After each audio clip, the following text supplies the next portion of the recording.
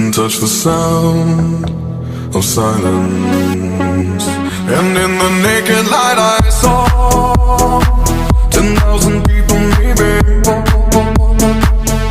people talking without speaking, people hearing without listening, people writing songs that voices never share, and no one dared disturb the sound of silence.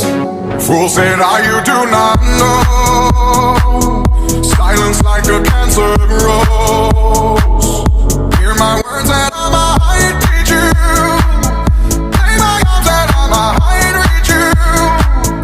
But my words, like silent raindrops, fell and echoed in the wells of silence.